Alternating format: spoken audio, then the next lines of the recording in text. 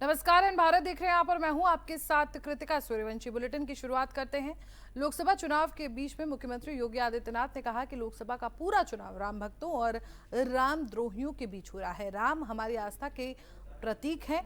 जनता ने ठान लिया है कि राम भक्त नरेंद्र मोदी को ही एक बार फिर प्रधानमंत्री बनाएंगे। सीएम योगी सोमवार को हैदरगढ़ के ग्रामांचल महाविद्यालय के खेल मैदान में आयोजित चुनावी जनसभा को संबोधित कर रहे थे। उन्होंने कहा कि पूर्व मुख्यमंत्री कल्याण सिंह के निधन पर जिन लोगों ने श्रद्धांजलि नहीं दी, वो अभी कुछ दिन पहले ही एक माफिया के मरने पर आंसू बहाने गए थे। इन लोगों को बहन बेटियों से मतलब नहीं है, गरीब से मतलब नहीं है। ये लोग आतंकवादियों के ऊपर से मुकदमा वापस लेने वाले लोग हैं।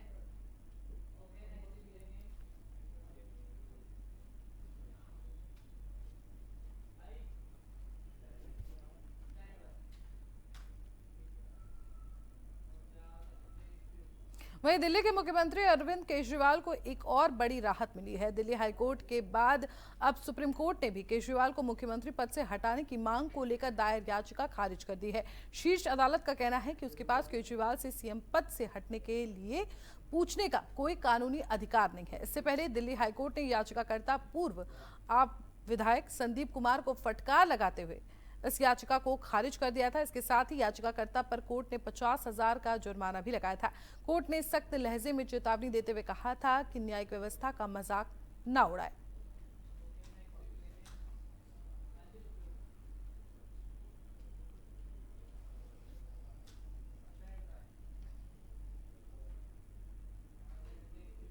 वहीं आम आदमी पार्टी के वरिष्ठ नेता और राज्यसभा सांसद स्वाति मालीवाल ने मुख्यमंत्री अरविंद केजरीवाल के निजी सचिव पीए विभव कुमार पर मारपीट करने का आरोप लगाया है। पुलिस के मुताबिक सुबह 9:30 बजे पुलिस कंट्रोल रूम को एक कॉल आया, जिसमें फोन करने वाले ने कहा कि वो स्वाति मालीवाल बोल रही हैं और सीएम हाउस पर उनके साथ मारपीट की गई है। सूचना के आधार पर पुलिस कंट्रोल रूम की जिप्सी वहां पहुंची तो स्वाति मालीवाल ने बताया कि उनके साथ मारपीट हुई है। तो वहीं पुलिस सूत्रों के मुताबिक स्वाति मालीवाल ने अपना मेडिकल कराने से इनकार कर दिया और पुलिस अधिकारियों से कहा कि वो बाद में इस बाबत लिखित में रिपोर्ट देंगी। बहुत ही गंभीर बात है। राज्यसभा की सांसद, महिला आयोग की पूर्व अध्यक्ष स्वाति मालीवाल को आखिर मुख्यमंत्री के घर के अंदर से दिल्ली पुलिस को फोन क्यों करना पड़ा। सबसे पहले तो मैं ईश्वर से ये प्रार्थना करता हूं कि ये खबर झूठी हो। किसी मुख्यमंत्री के घर में एक महिला राज्यसभा सांसद के ऊपर हिंसा और अत्याचार होने की ऐसी कोई घटना इस देश में पहले कभी नहीं हुई है। तो काश ये खबर झूठी हो, लेकिन अगर ये सच है और विभव ने स्वाति मालीवाल को मारा है, पिटाई की है स्वाति मालीवाल की, और इतनी हद तक बात पहुंच गई कि स्वाति मालीवाल को पुलिस बुलानी पड़ी, मुख्यमंत्री के घर के अंदर से फोन करना पड़ा, तो ये बहुत बड़ा अपराध है, ये पाप है और इसके जिम्मेदार केजरीवाल होंगे, क्योंकि नौकर ने मारा है। विभव एक नौकर है, लेकिन नौकर ने मालिक के कहने पर मारा है, तो हिंसा का असली अपराधी खुद अरविंद केजरीवाल होंगे।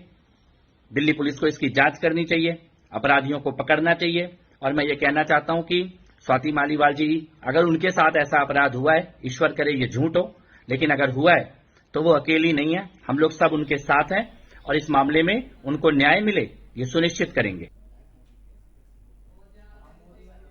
वहीं लोकसभा चुनाव को लेकर कांग्रेस नेता राहुल गांधी रायबरेली में चुनाव प्रचार कर रहे हैं। सोमवार को उन्होंने जिले के महाराजगंज में जनसभा को संबोधित करते हुए कहा कि मेरी दो माताएं हैं, एक सोनिया गांधी और दूसरी इंदिरा गांधी, जिन्होंने मेरी रक्षा की है, मुझे सिखाया है। रायबरेली मेरी दोनों माताओं की कर्मभूमि है, इसलिए मैं यहां से चुनाव लड़ने आया हूं। राहुल ने कहा कि रायबरेली से हमारे परिवार का रिश्ता 100 साल पुराना है। ये चुनाव इतिहास का पहला चुनाव है जिसमें संविधान की रक्षा की लड़ाई कांग्रेस लड़ रही है। बीजेपी और आरएसएस संविधान की किताब फाड़ डालेंगे और गरीबों के सारे रास्ते बंद हो जाएंगे। प्रधानमंत्री और बीजेपी पर हमला करते हुए उन्होंने कहा कि अडानी और अंबानी की सरकार बनाने जा रहे हैं। इन दो लोगों के लिए ही संविधान की धज्जियां उड़ाई जा रही हैं।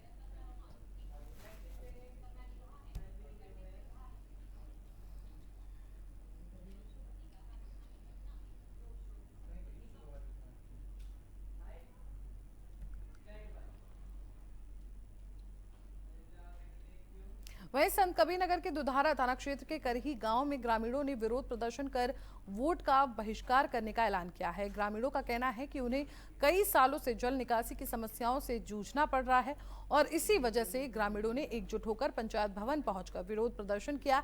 सभी स्थानीय ग्रामीणों ने समस्या का निदान नहीं तो मतदान भी नहीं करने का नारा लगाया और हाथ में तख्ती लेकर वोट न करने की चेतावनी भी दे डाली। प्रदर्शन करते हुए ग्रामीणों ने समस्या का निदान करने की मांग की है।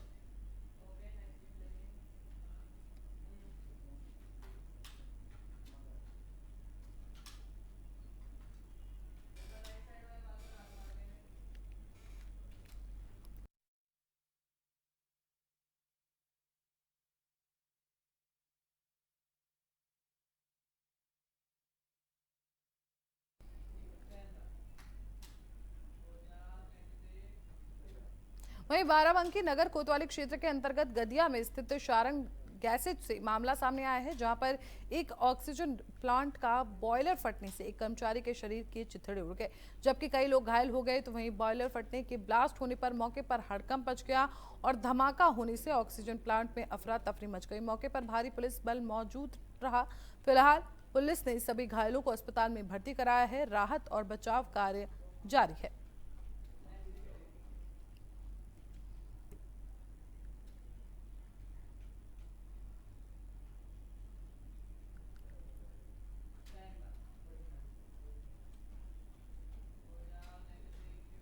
वहीं गोरखपुर के पिपराइच में रिहायशी इलाके में चल रही पटाखा फैक्ट्री में सोमवार की सुबह अचानक आग लग गई।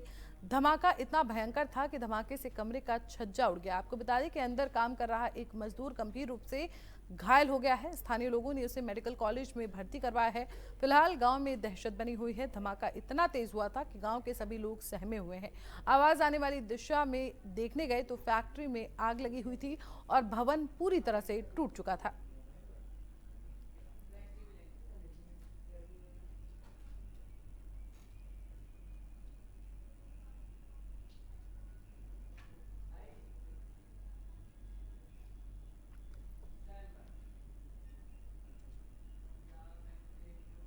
वहीं अगली खबर पीलीभीत से है, जहां मां के सम्मान में एक तरफ पूरी दुनिया में रविवार को मदर्स डे मनाया जा रहा है, तो वहीं उत्तर प्रदेश के पीलीभीत में मदर्स डे से एक दिन पहले सनसनीखेज वारदात हुई। आपको बता दें कि एक युवक ने शराब के लिए रुपए ना देने पर अपनी मां को मौत के घाट उतार दिया।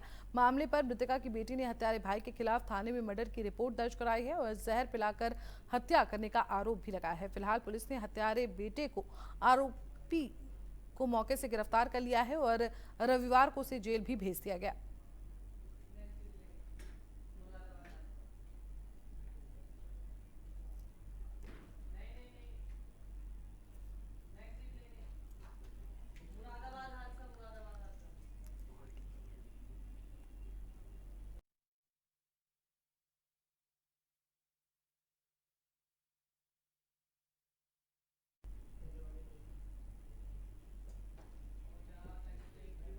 वहीं मुरादाबाद अलीगढ़ के नेशनल हाईवे पर एक बार फिर से तेज रफ्तार का कहर देखने को मिला है।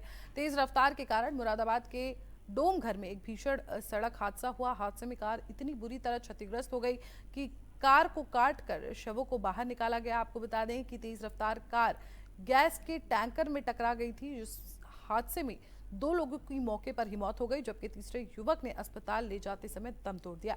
भीषण सड़क हादसा देख लोगों के रोंगटे खड़े हो गए। हादसा इतना जबरदस्त था कि कार के परखच्चे उड़ गए। बताया जा रहा है कि मुरादाबाद में एक्सिस बैंक के प्रबंधक सौरभ श्रीवास्तव अपने साथी अमित राणा और दिव्यांशु के साथ कार से चंदौसी की तरफ जा रहे थे। पुलिस ने कार को काटकर शवों को मुश्किल से बाहर निकाला है। हादसे के कारण मुरादाबाद कुंद्रकी मार्ग पर काफी देर तक जाम की स्थिति बनी रही। ये गाड़ी मुरादाबाद साइड से आ रही थी। 3 लोग थे इस गाड़ी में। ये चंदौसी एक्सिस बैंक में जॉब करते हैं तीनों लोग। एक इसमें ट्रेड मैनेजर है, एक जो है बीमा कंपनी में काम करते हैं। 3 लोग सवार थे। आगे बंदा आया गाड़ी के, बंदा आने से गाड़ी ओवरटेक हुई। ओवरटेक होने के बाद गाड़ी उससे कैप्सूल गैस वाला जो टैंकर है उससे टकरा गई जाके। वहीं अमरोहा में तैनात एक सिपाही गाड़ी मुरादाबाद साइड से आ रही थी। 3 लोग थे इस गाड़ी में। परिवार में कोहराम मचा हुआ है। आपको बता दें कि सिपाही शराब पीने का आदी था और पुलिस अधिकारियों ने कई बार शराब ना पीने की चेतावनी भी उसको दी थी, लेकिन सिपाही ने अधिकारियों की चेतावनी के बाद भी शराब नहीं छोड़ी। आपको बता दें कि निजी अस्पताल में सिपाही का इलाज चल रहा था। 6 दिन पहले गजरौला कोतवाल ने मृतक सिपाही के पिता को आर्थिक मदद भी दी थी। ये सिपाही अलीगढ़ के गांव भत्रोई का रहने वाला था। ये सिपाही अमरोहा के थाना गजरौला में तैनात था।